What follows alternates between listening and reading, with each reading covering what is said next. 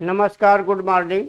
जो TGT PGT के विद्यार्थी हैं उनके लिए बहुत सी शुभकामनाएं। और उनके लिए स्पेशल, क्योंकि मैंने पहले भी 3 पढ़ाए हैं, ये मैं 5 पेपर लेकर के आया हूं आपके लिए स्पेशल, क्योंकि परीक्षा शीघ्र ही है। और अगर इन पेपर्स को आप पढ़ेंगे तो आपको बहुत सी सहायता इससे मिल जाएगी। तो थोड़ा शीघ्रता से इस पर प्रश्नों पर ध्यान दीजिएगा। पहला देखिए प्रश्न है कि भारत में कितने भाषा परिवार हैं। अगर ऐसा प्रश्न आता है कि भारत में कितने भाषा परिवार हैं, तो आपका प्रश्न होगा कि भारत में 4 भाषा परिवार हैं। आपका क्या जवाब होगा? भारत में, आप भी साथ साथ जवाब दे सकते हैं कि भारत में 4 भाषा परिवार हैं। कौन कौन से हैं? भारोपीय,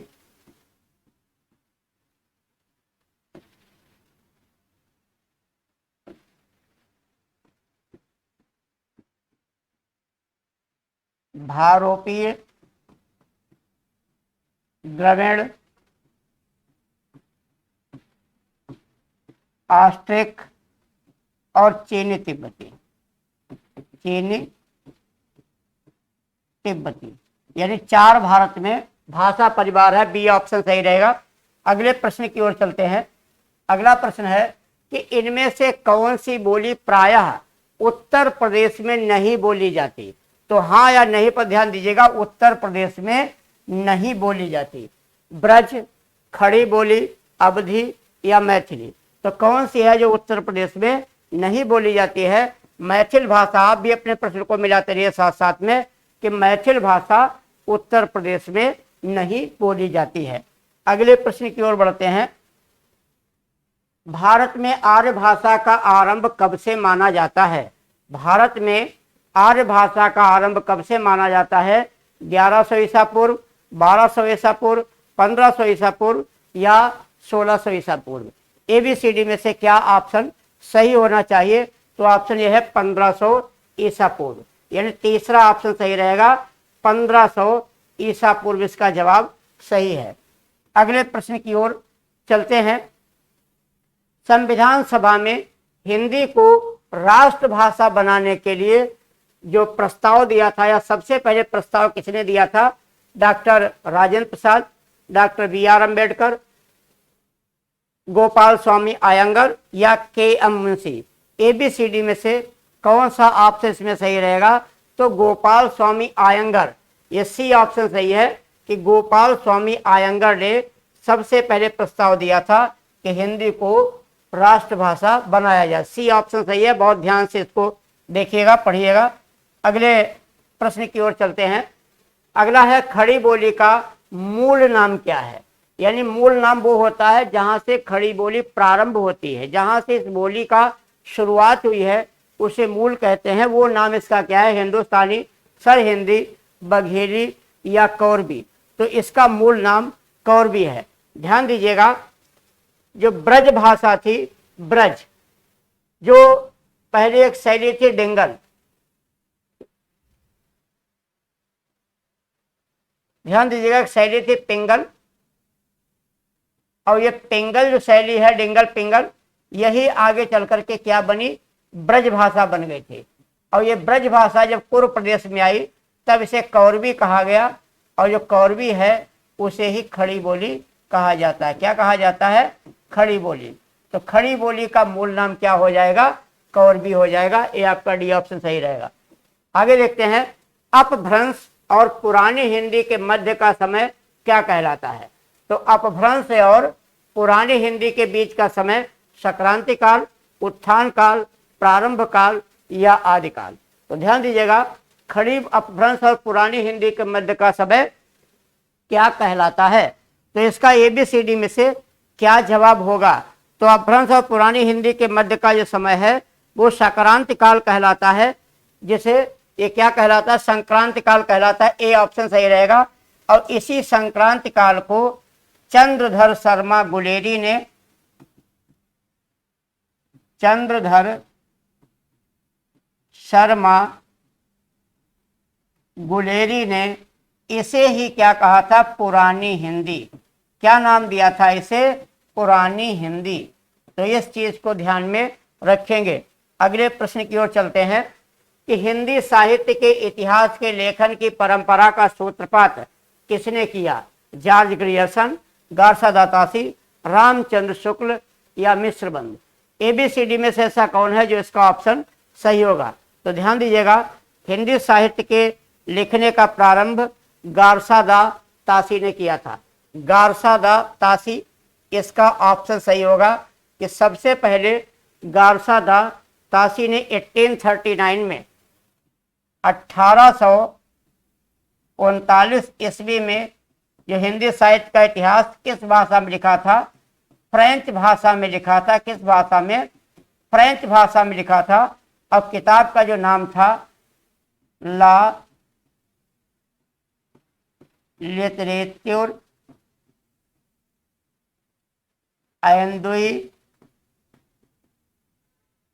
हिंदुस्तानी, ये इनकी किताब का नाम था, जो फ्रेंच भाषा में इनकी किताब थी।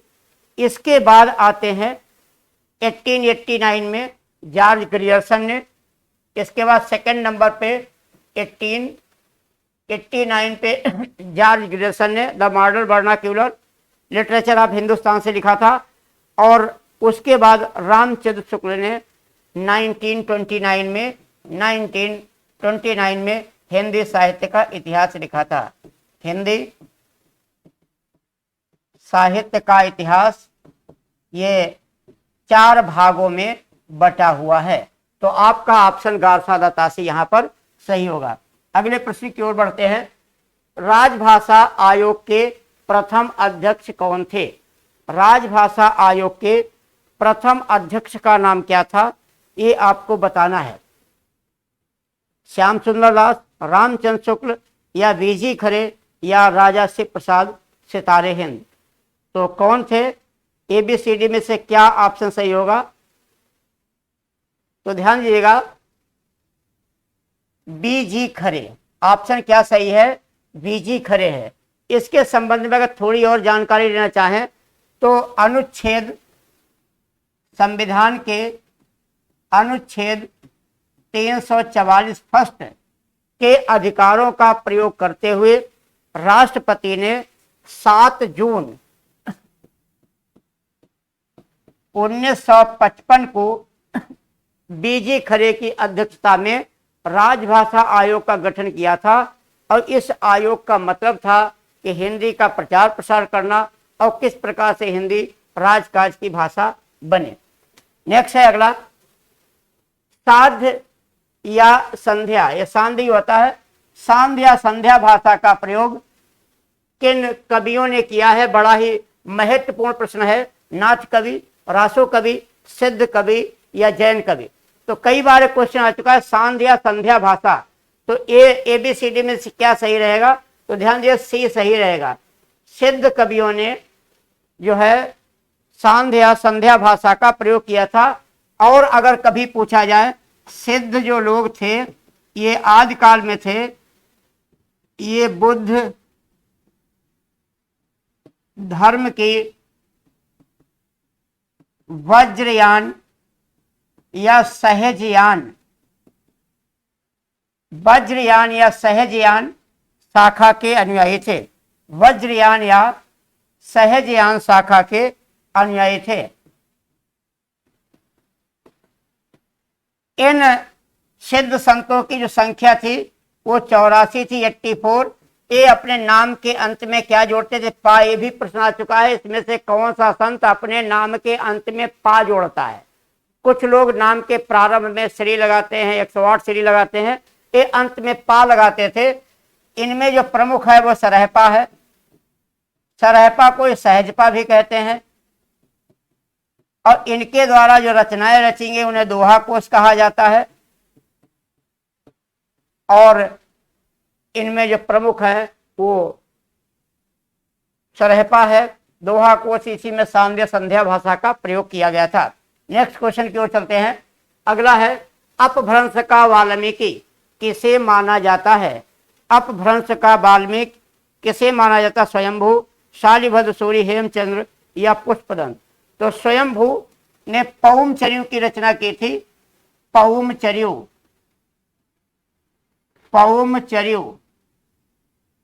ये अपभ्रंश में इन्होंने लिखा था, ये राम काव्य है, श्री राम के बारे में इसमें लिखा हुआ है और कड़वक शैली का प्रयोग किया गया था। दोहा के बाद चौपाइयों, कुछ चौपाइयों के बाद दोहा रखना।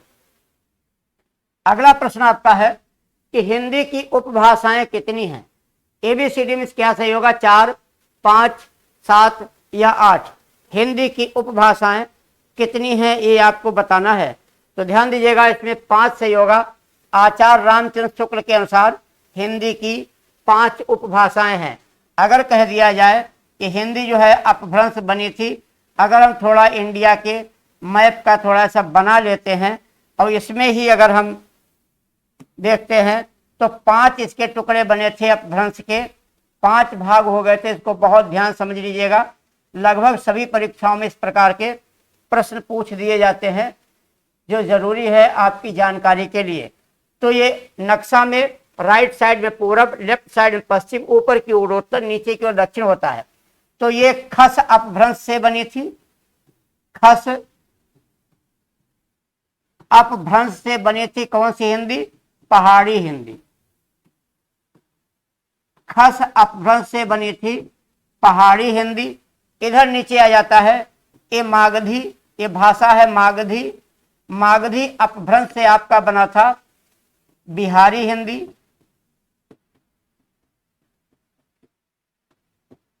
इसके बाद ये ऊपर अर्धमागधी है।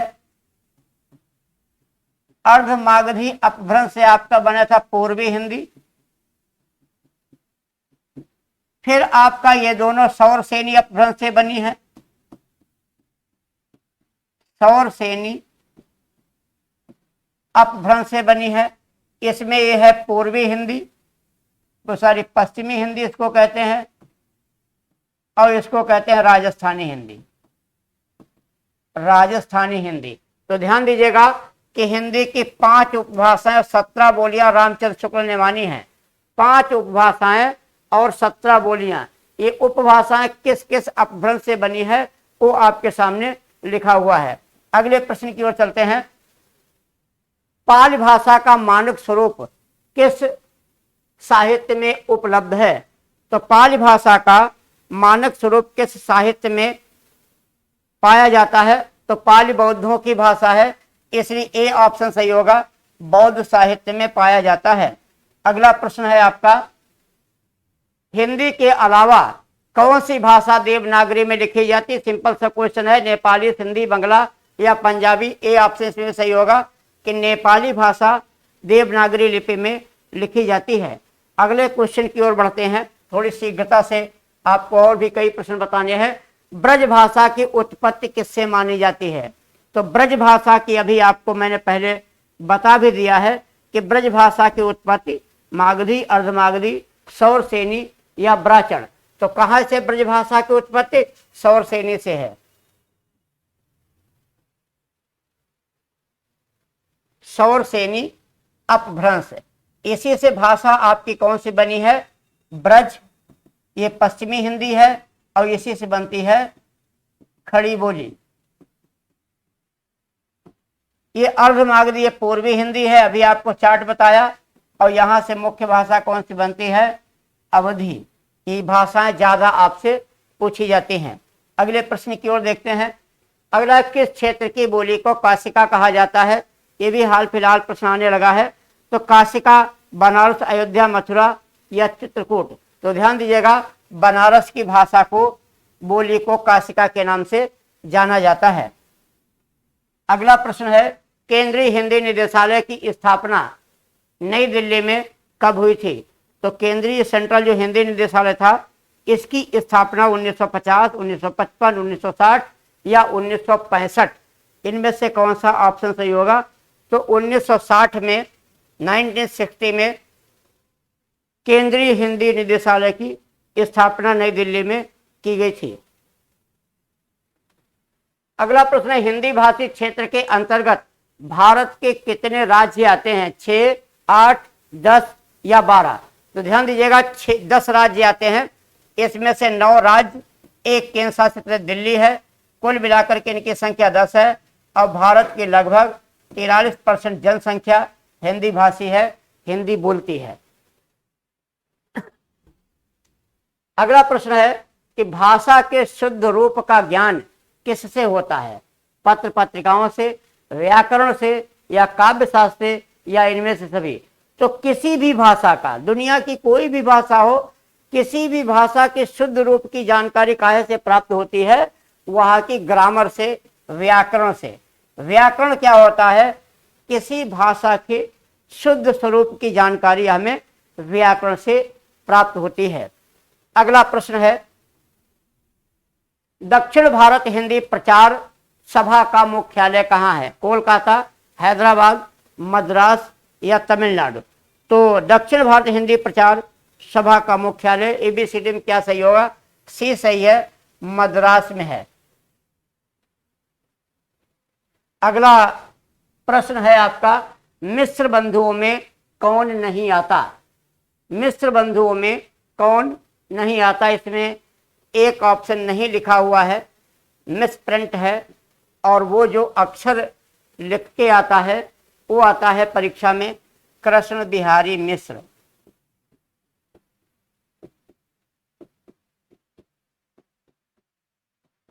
तो ध्यान दीजिएगा, मिस्र बंधुओं ने, मिस्र बंधु विनोद, मिस्र बंधु विनोद के नाम से हिंदी साहित्य का क्या लिखा है? हिंदी साहित्य के बारे में लिखा है, कह सकते हैं हिंदी साहित्य का इतिहास लिखा है। ये तीन भाई थे, सुखदेव बिहारी मिश्र, श्याम बिहारी मिश्र, गणेश बिहारी मिश्र। तो इसमें ये ऑप्शन सही होगा, यानी कृष्ण बिहारी मिश्र नहीं है। अक्सर यही ऑप्शन में आपके लिए आता है। तो इस प्रकार से 20 प्रश्नों की श्रृंखला आपके सामने थी, और इसी प्रकार से 5 पेपर हम आपको देंगे, 100 प्रश्न देंगे। हर में 20 क्वेश्चन दिए जाएंगे, और ये पूरी कोशिश की गई है कि आपकी समस्या का इसमें निदान काफ़ी हद तक हो जाएगा। तो अगर ये आपको पसंद आए तो अपने मित्रों को बताएं, उनको दें, और इसको सब्सक्राइब करें, चैनल को लाइक करें। नमस्कार, जय हिंद।